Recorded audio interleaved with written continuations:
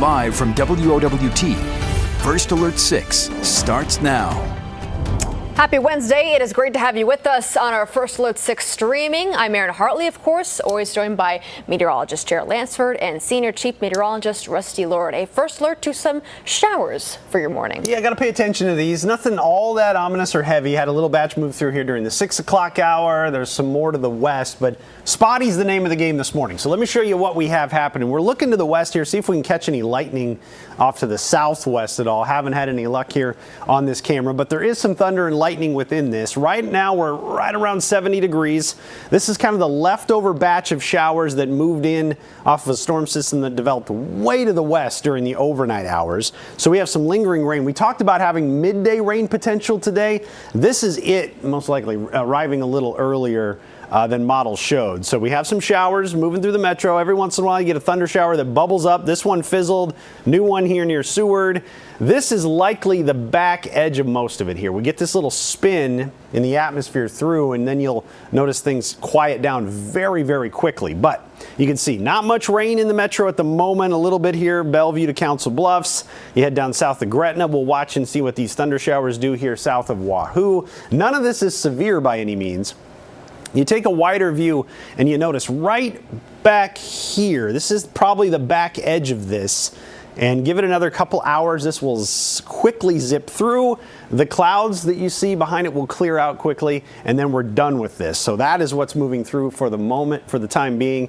Model's trying to pick up on it, not doing a great job just given the sporadic nature of these showers, but we're in the 60s to right around 70. By 9 o'clock, still some potential. Now, I will say, this could easily move through faster than what I'm showing you here. I think by 9 o'clock, there's probably not a lot left, but this tends to linger something towards noon, 1 o'clock. We'll keep chances in through then, but I think after 9, they are going to drop off pretty quickly.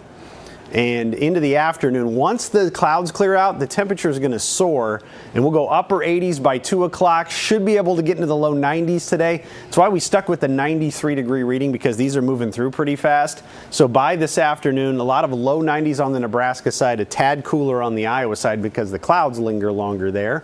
By 7, we're near 90. Then overnight, we fall through the 80s, through the 70s, right into the low 70s to start off tomorrow morning. And that's what sets the stage for a pretty warm Thursday. Today, muggy meter back up there in the muggy range. The last couple days we've been hanging out down here. It's been great. Back up to summer. We'll get some sunshine this afternoon. So don't bail on any pool forecasts today. I think the afternoon looks good. We're going to warm into the 90s. The UV index is high today. Keep that in mind. And then tomorrow gets even hotter, 94 to 95. You won't have any rain to contend with. It'll just be direct sunlight. So 95 for the high there on Thursday. Still have the storm chances on the 4th of July. 92 for the high there. The thing is, those are kind of trending later and later the way it looks. Okay, let's take a closer look at the 4th and then the 4th weekend and how that's shaping up. So everybody's been keeping an eye on the 4th with the forecast. Anything you got going on outdoors. The wind is going to be a bit of an issue. I think that could gust to near 35 miles per hour. So it's warm, it's humid, it's windy on this Friday forecast. I'm trying to fine tune the forecast as we get closer because I know a lot of people are going to be outside. The good news about this, none of this looks severe. The biggest issue would probably be just lightning from any thunderstorms. After 5 o'clock, that's the earliest. Most likely would be after 10 p.m. So have a plan just in case weather interrupts some things outdoors. You can go inside and then head back out once the storm passes. They're going to be pretty spotty, but notice it's a little breezy on Friday too. Gusts up near 30 to 35 miles per hour. Should be noteworthy on the 4th of July as well. Honestly, I was a little surprised by the severe weather risk area. I thought we'd at least have a 1 out of 5 in our area, but it just kind of gives you an idea of how minimal the severe threat is with some of this. It's a 1 out of 5, but it's well to the north of I-90. We'll see if this changes over the course of the next couple of days. But I would think if there is a stronger storm Friday, it's well after 10 o'clock, deep into the overnight hours if we're going to get anything. So 92 for the high on Friday, 88 Saturday, 89 on Sunday. Could have some early and some late storms on Saturday to watch for as well over the weekend. Sunday right now trending towards the driest. And then next week, a lot of 80s, a lot of thunderstorm chances, kind of a messy pattern next week. But in the short term, the rain this morning, and then you got a few more chances heading into the 4th of July to watch for. Okay. All right, in the meantime, let's get an update on traffic. How are things flowing? So keeping an eye on how things are getting impacted with some of those showers that are making their way through. Sometimes that can really be a problem when we get into the peak of the commute. So far we haven't had any big problems that have popped up directly tied to the rain. However, we kind of have a combo attack going on here on I-80, and this is as you're entering the construction zone. We had all sorts of delays in this area as you were heading westbound yesterday, approaching Giles. And it's also one of those interchanges. A lot of times we have rain. I talk about some of the curves, the ramps, the interchanges being where things get slick. We've got the delays stretching back into that 680 interchange. So be careful as you're driving through that area. Things coming to a grinding halt right in that spot. Now, thankfully, eastbound is mostly holding up, getting the first signs of maybe some delays. Yesterday, westbound had a lot worse problems than eastbound. It's kind of alternated by the day, though. So we'll see how things go as we continue to pick up that traffic load. 144th is slow at this point, heading both north and southbound right near I-80. Dodge 680 interchange, you're seeing some of the ramps slowing down. That also stands to reason when we have these kind of mornings, we start to see a lot of the ramps slow down with people trying to use a little extra caution. So keeping an eye out for any issues that may pop up. A little slow on 370 as you're making your way roughly about 60th or so as you're heading westbound. And then just off to the east of the JFK on L, you're looking at some delays, but mostly just picking up the traffic load. A little slow right there, Bennington right near Blair High Road. Keep an eye on that as well this morning. But most spots don't seem to be having too much of an issue at this point. Of course, anytime we have wet roads you want to check up, use a little extra caution, and I'll be very closely watching to see if we do start to develop those issues. It's certainly a possibility. Okay, Jared, thank you. In the meantime, new this morning, an arrest has been made after an 18-month child endangerment and sex abuse investigation in Fremont County, Iowa. 54-year-old Rhonda Morgan faces 9 charges, including aiding and abetting sexual abuse. She's being held at the Fremont County Jail without bond. A new name is in the race for Nebraska's 2nd congressional district. Omaha City Councilman Brinker Harding throwing his hat in the ring for a day after Representative Don Bacon announcing he is not running for re-election. Harding, a Republican, has served on the city council since 2017. He previously worked for former Mayor Hal Dobbs' administration. Harding joins a growing list of the candidates, including a state senator, John Kavanaugh, and business owner Denise Powell.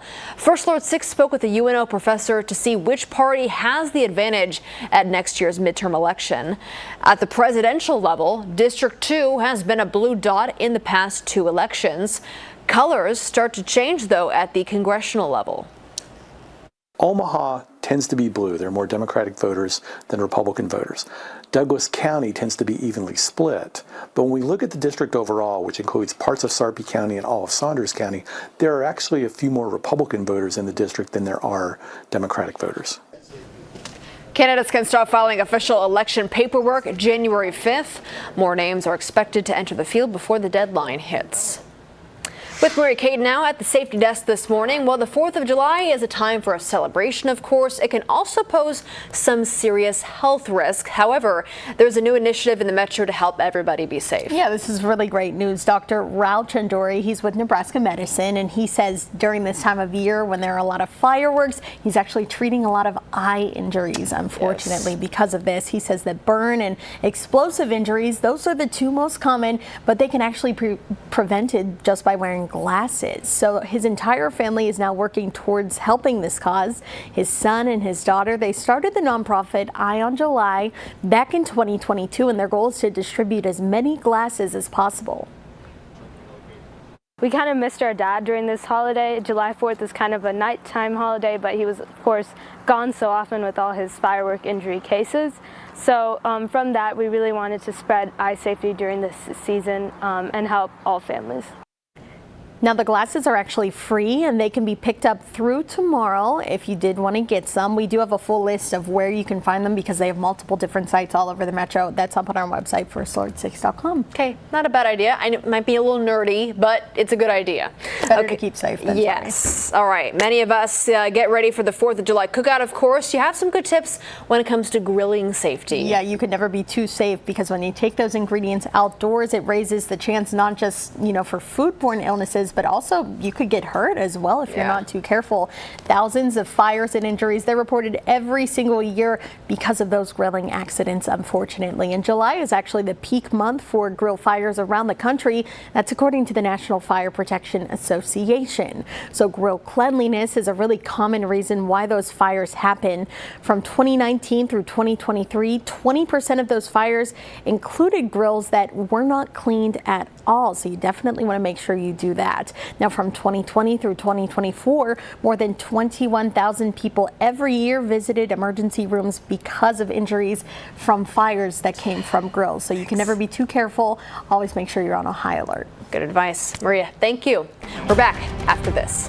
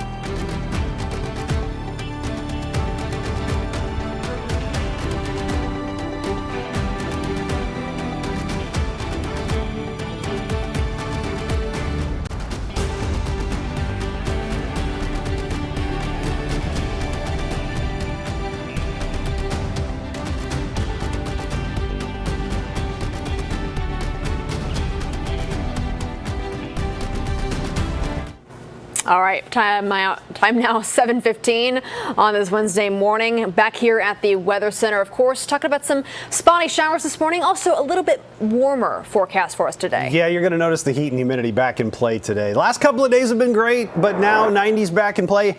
And you wouldn't think that looking outside right now with clouds and some showers, but that's just mostly a morning thing. We're going to kick that out of here pretty quickly, and we're going to heat it up today. So upper 60s to around 70 right now, and most of us are in the 60s, a little rain cool there around Wahoo. Now over the next couple of hours, we're going to really start to heat things up once we get the showers out of here. And this is the back edge of the showers. You can pretty much see it right here with a thunder shower firing right around Columbus. That will move east in the next hour, hour and a half, and these should race through here pretty quickly. So you can see the scattered showers over the metro, a couple back here west of Fremont, a few that have been hanging out around Seward. This is just the last little bits of this system that's trying to hang on from the overnight well to the west. So the strongest storm, non-severe, between North Bend and Fremont right now. And you look at the satellite with the radar, and you can almost see this little circulation right here as it's driving off towards the east. The clouds behind it will follow suit very quickly, and that's why all this clearing back here, that's what we're going to get for the afternoon. So the storm chances at their greatest right now drop off quite a bit. We head towards mid-morning. Could have a shower as late as 1 o'clock. I'm not all that concerned about it, though. I don't think they're going to be all that widespread once we get past about 9 a.m. So this afternoon, you're going to get some great pool weather. Tomorrow, it heats up even more. You got some pool weather there with a lot of sunshine by the afternoon in both days. So first alert to the pool forecast working out in your favor. The heat index gets up near 100 on Thursday. Keep that in mind. So like I said, we're back to the heat, back to the humidity. You're going to notice that. 4th of July forecast gets 92. It still looks windy leading up to the evening festivities. Hot, muggy, and windy during the day. Storms possible as early as 5. Best odds, though, will be after 10. The closer we get to this, the more it looks like an overnight storm event, but a few isolated ones are possible that could have weather impacts for the evening. So we're not taking it out of the forecast entirely. You can see wind gusts could get up 30 to 35 miles per hour during the day. Back off some a bit as we head towards the fireworks display, but those still a little noteworthy. Severe threat well to the north, well to the north, at least on the first issuance of this severe weather risk map. We'll watch and see how it plays out, but you'll notice here non-severe thunderstorms possible as early as about 5 p.m. on Friday. Better odds, though, after 10 o'clock through the overnight that could linger into early on Saturday morning with highs in the 80s this upcoming weekend. So by far, I think Friday is going to be the hottest day leading up to the storm potential. And then Saturday and Sunday does cool off just a little bit. Still going to be humid, though. You know, as we were talking about, a lot of people do take a full week around this time. So even beyond Saturday and Sunday, people will still be celebrating the 4th, Monday, Tuesday, even Wednesday. How does that forecast look? Busy. I tell you what, there's a lot of thunderstorm chances next week. Timing's all over the board. So we just put some chances each and every day. But very summertime pattern where we may have rounds of overnight storms moving in from the west several times. Highs in the 80s, just enough cloud cover to keep us cooler. And you can even see we're going to try to erase some of this rainfall deficit. We're not horrible, though. Again, there was quite a bit of rain last week. It just didn't hit all the right spots for the gauges to count, but some deficit still to erase officially in the area. So we could still use a little rain. Okay. Rusty, thanks. In the meantime, Jarrett, 2 new crashes to talk about. And this is what we were talking about with the concern as far as the timing, as far as the rain making its way into the metro. And both of these are on ramps that we're seeing these crashes be in place. Here's the first one. This is Blair High as you're making your way on the ramp to go to southbound 680. And it's over on the left-hand side of your screen where you have this. I'll circle it here in just a second. But it's on the right shoulder of the ramp. So there's our crash that we're looking at. So a little bit backed up in this area after this was earlier right about here, and it's been moved over to the side. But watch that area for some delays. Make sure you're using a little extra caution as you head on that ramp. There you can see some of the built-up delays as a result of that crash. Elsewhere, this is a little further to the south, we've got on the ramp from I-80 eastbound to go to 680 northbound, an area we were just looking at a little bit ago. That's where that one is. That's also on the right shoulder and not in traffic. Looks like things are getting through there in okay shape, but just kind of an indication. Use a little extra caution with some of those wet roads. A little slick could be a problem for some drivers. Otherwise, still seeing the big delays as you're making your way westbound on 80, approaching that Giles interchange. And as we zoom things out, you're going to notice that most roads are doing okay against the curves, the interchanges where we have some of those issues that have developed. A little slower now eastbound on I-80, getting just past 144th. Another thing I've been watching is travel to the airport. And we're talking about holiday travel. Things looking okay as you get right near Epley. There is one flight that's already been canceled this morning to LaGuardia on American. So check that. There's a few other delays that are involved as well. We'll continue to follow that here over the coming days, as we know a lot of people do travel during this time of year. But if you're heading out for the commute, watch those curves and interchanges. Watch I-80 where we have our biggest issues. Okay, Jared, thank you. Governor Pillen has signed emergency regulations for medical cannabis in the state. The state's Medical Cannabis Commission approved the temporary rules last week. By law, the state had to adopt licensing regulations in order to begin granting applications for dispensaries. The permanent rules are due by October 1st. Nebraskans for Medical Marijuana sending us this statement following the news of Governor signing. The group says the law's language is clear and comprehensive, and any attempt to restrict parts of the plant is unacceptable and unlawful. The Cannabis Commission is accepting public comment through July 15th. You can find a link to comment up on our website, firstalert6.com.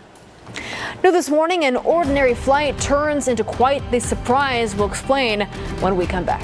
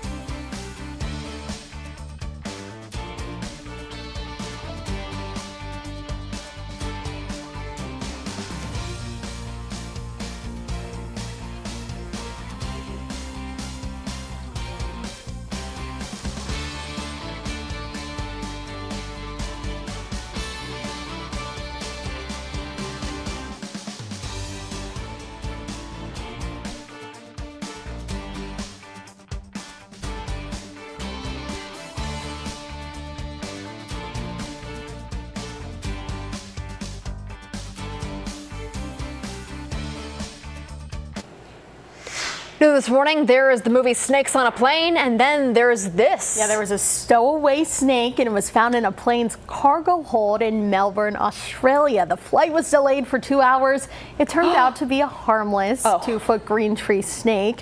A snake hunter who captured the snake says it could have came aboard the plane inside a passenger's luggage. Oh. Hopefully not, right? The snake has been given to a Melbourne veterinarian who finds a home with a licensed snake keeper. I mean, how else though? Yeah, would have gone it had on the to be- plane. What are people thinking putting Just that put in it a luggage? a random snake. I guess that's better than a carry-on. No, it's not. It's worse, Rusty. I don't want to find a snake. I'm not a fan of snakes at all. So if this happened to me, I don't know what I'd do. You know what the snake said? My owner is in first class. Get out of here. That is the end of our broadcast. We're done. All right. Thank you for joining us on our streaming. We're going to prepare for a cut-in during the Today Show. You can watch it on TV. Have a great start to your Wednesday.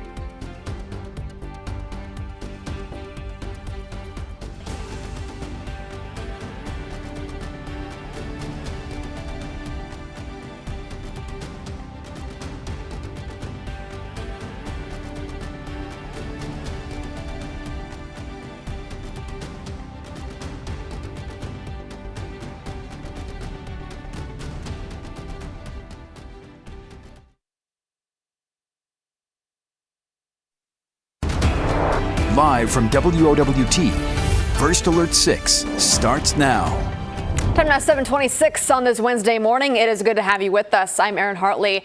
Jared Lansford has been following a series of crashes this morning. And all on ramps that we're seeing. This ties in with wet roads that are out there. The first one right here, this is on the ramp from Blair High to go to 680 southbound. It's on the right shoulder now, but you're going to need to use a little extra caution like these drivers are doing. And as a result, it's a little slower through this stretch, so watch for the delays that are building on Blair High. Other crash at the 8680 interchange, also on the right shoulder, and that's actually doesn't seem to be affecting traffic too greatly, though you can see as you're heading westbound on I-80, you've got all sorts of delays from that construction zone back into the 680 interchange. Use a little extra caution as you're heading out and about this morning. Rusty.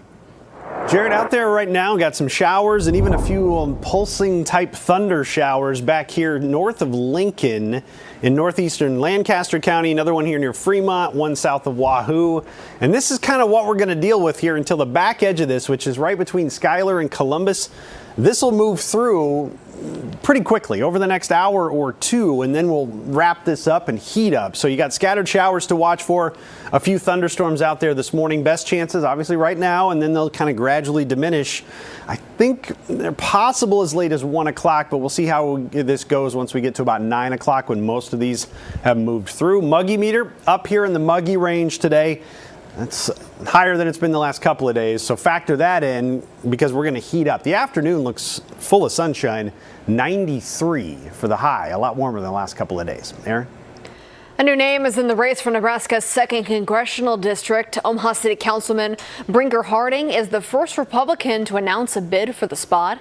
He has served on Omaha City Council since 2017. The time now 7:28, back here on air in about 25 minutes with another update.